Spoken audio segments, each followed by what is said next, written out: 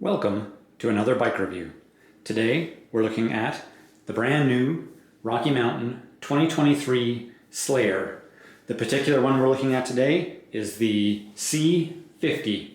This is a 180mm travel bike, front and rear. It is an all-new design, though it does still look pretty darn similar to the previous one with that sort of classic brace between the top tube and down tube, coil shock, general shape, but it is fully updated and has some cool new features. My name is Graham.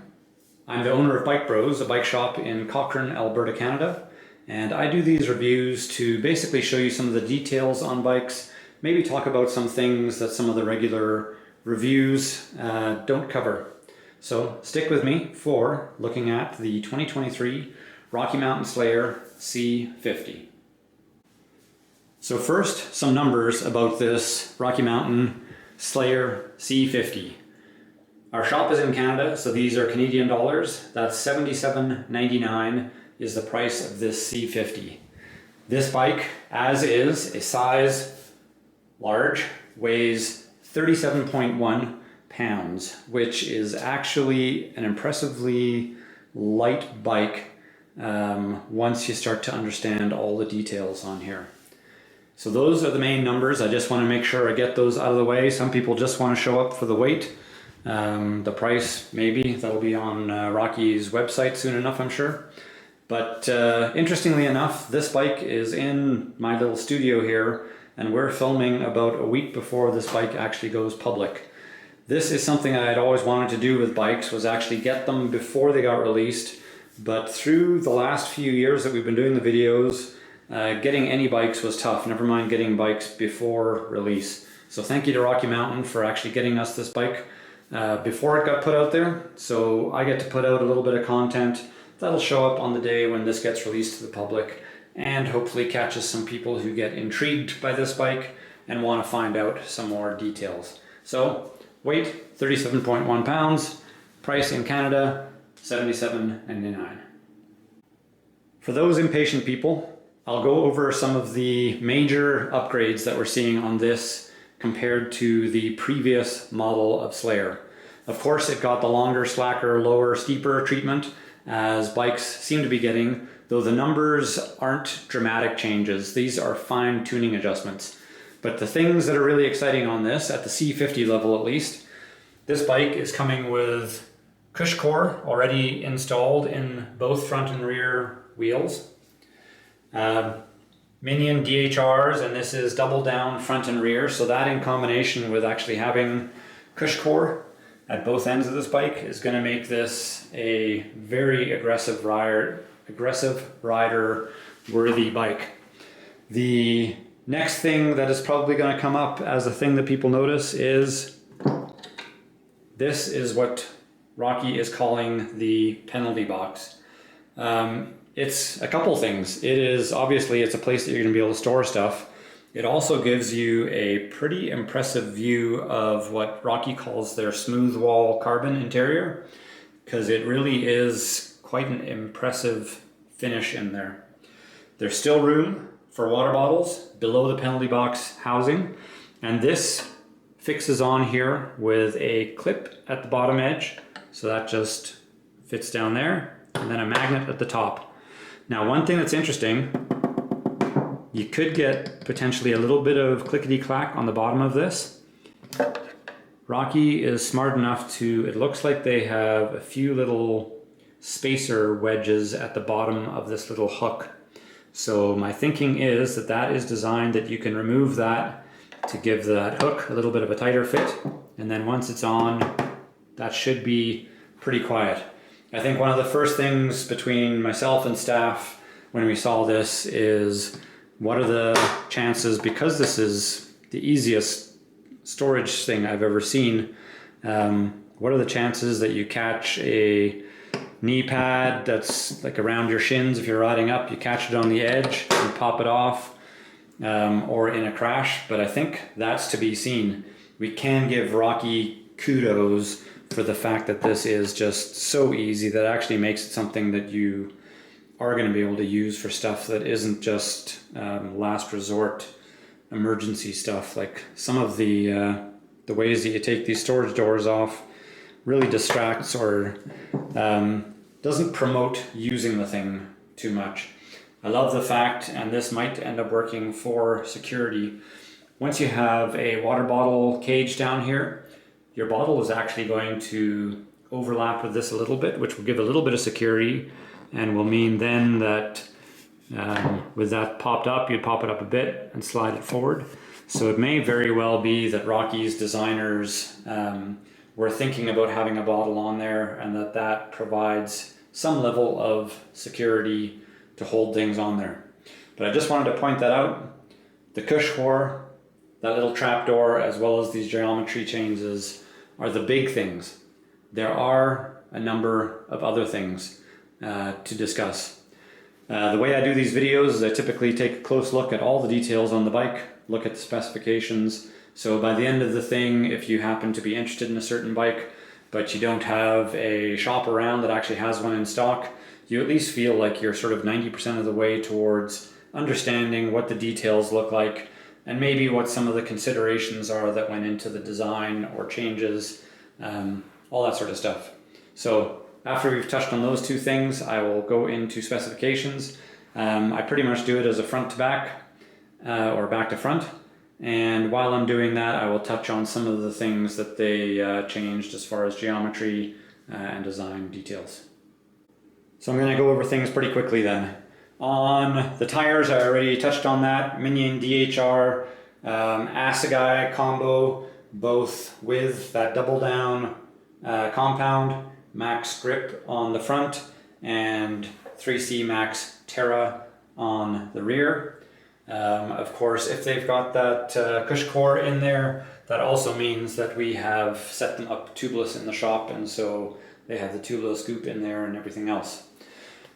The C50 comes equipped with an SLX 12-speed drivetrain. Of course, that's going to be 12-speed with a 10 to 51 tooth gear range, and it is an SLX cassette.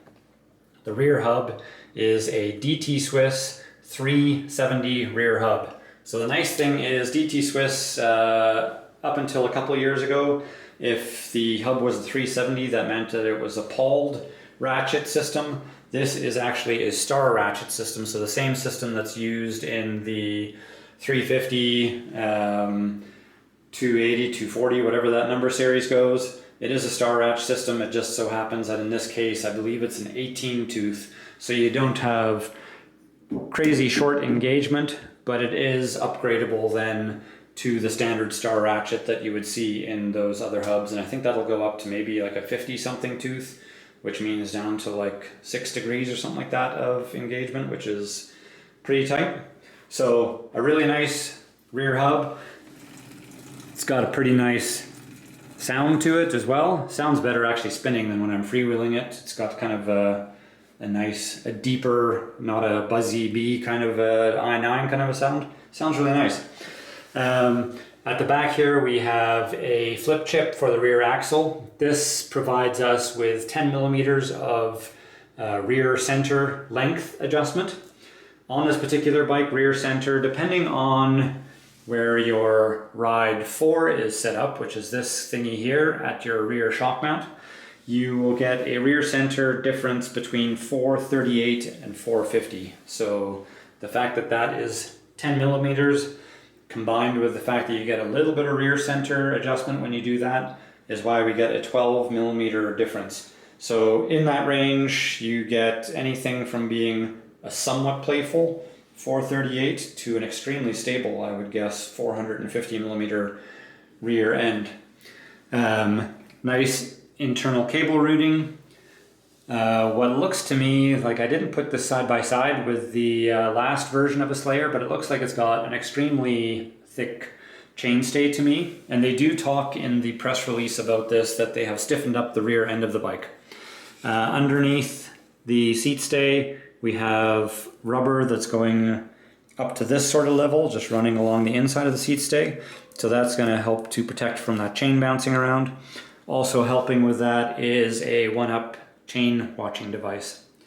Cranks on here are some 170 millimeter race face affect cranks.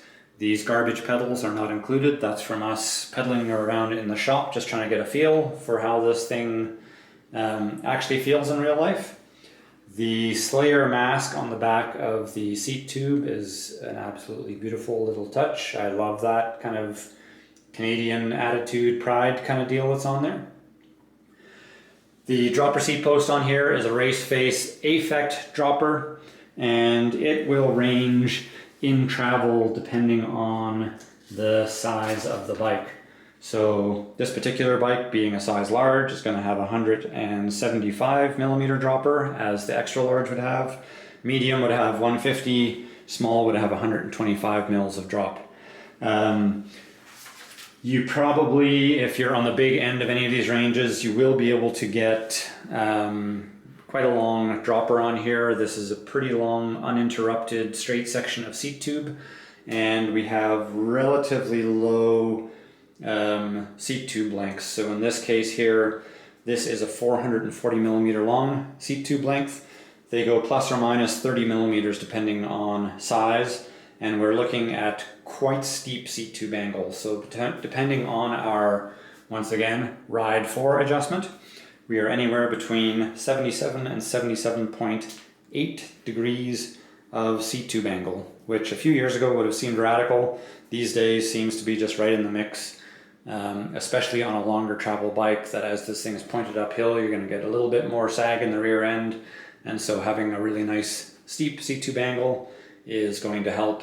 And it's also going to help if you happen to get to ride your seat quite low, that hopefully that means you don't get tire buzzing the seat interference, even if you're lucky enough to ride with your collar, say, that low on your dropper post. Now, one thing, as we discuss the sizes on this being a size large and extra large come equipped with 29-inch wheels, front and rear. The small and the medium, and it only goes down to small and only up to extra large. Small and medium come stock in a mullet setup, so 27.5 rear wheel, 29 front. They are, all sizes are mullet or full 29 compatible. They are just basically picking those two stock setups of mullet in the smaller sizes, true 29er in the bigger sizes, trying to anticipate the most common setup. But if somebody wants to customize things, you certainly have the ability to change to or from mullet and 29. So pretty cool feature. For those who aren't aware, this Ride 4 setup here, it is a really small adjustment as far as the distances that you can see that bolt would move depending on which quadrant in that little square. But what you're changing there is basically you're either playing with progressivity or with geometry numbers, and it is enough to be noticeable. So right now in the corner that it's in, that would be considered the linear and neutral setup. If the bolt was up in this corner, that would be the steeper setup, and back corner here is going to be the slacker setup, and then of course in this corner up top here, that's going to be the more progressive setup for the rear shock. So you do have some ways with what looks like an adjustment that wouldn't make much difference. You do actually get some noticeable differences. Kind of a nice detail is just the way that this seat tube is kind of sculpted down here. I think that is it's nice looking. It doesn't look too intrusive to the design of the bike. All the bearings they talk about on here are shielded bearings, so the caps are basically working as a seal over top of your bearings, which should hopefully keep things from deteriorating too quickly if you're in a really wet or really dusty part of the world.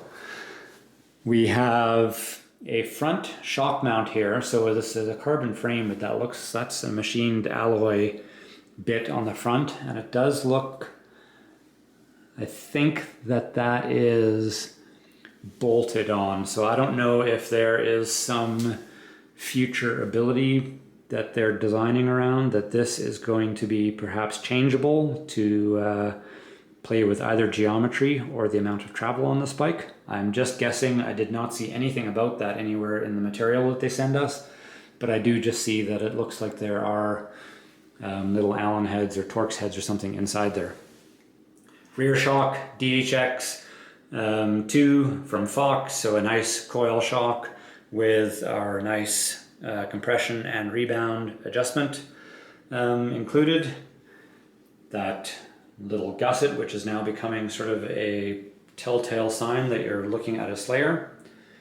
The internal cable routing, which is guided, we can actually see when we're looking inside here, you can actually see the little tubes that are sort of molded into the carbon fiber. And a neat thing on here is, this being the right side, there's an empty port there and there is accommodation. So if you happen to ride your bike Euro or MX style, whichever way you're talking, meaning basically if you run your rear brake on the left side, you're going to be able to run your brake hose down inside the frame still and not do some ugly sort of a setup. Following along, I don't know if you can see it that well, but we have a nice Slayer logo on the WTB Volt saddle. Of course, because I love the sound of a beautiful dropper, we'll just do it's got a nice solid thunk at the top, and that is a chromo railed Volt saddle. As we step up front here, once again that classic Rocky logo on the head badge, even things like carbon fiber headset spacers, which is a nice little touch. Coming to the fork, it is a 180 millimeter Fox Performance 38. So performance meaning in this case that we have a grip damper, not a grip tube. I am actually a big fan of the grip damper because I can get lost pretty quickly in having high and low speed compression on my bike, and same with rebound. So just having that simple lever and simple rebound adjustment, to me, does more than enough. I would say that for those people who are going to ride mega aggressively, like big drops, or they happen to be extremely light or extremely heavy, that's, I think, the group that often benefits the most from high speed and low speed compression and rebound adjustment. But for a lot of us other people, just being able to set up our bike with the right amount of sag or air pressure in the fork and get our rebound set up, and then you can play with this a little bit depending on where you're at. Most people seem to get along with that as an adjustment just fine. As we get up to the front of the bike, I will point out my one least favorite thing, and I'm standing on top of my little display things. I don't know if this is going to show up. I find that Rocky's stock in-house handlebars, while they have a really nice finish going from a gloss to a matte, if I could get my focus to work, there is something about these bars that basically makes them look like they were molded in the wet noodle factory. They just don't look awesome from the cockpit position, and it might be one of the only criticisms I can make on this bike. Otherwise, I think spec is pretty awesome. SLX levers to go along with that SLX shifter, riding that SLX derailleur, so it's a pretty complete SLX pile of stuff on there, and it is SLX 4-piston brakes. We've got some real ODI grips on here, an in-house, not so attractive but not ugly 50mm stem. I'll just come around.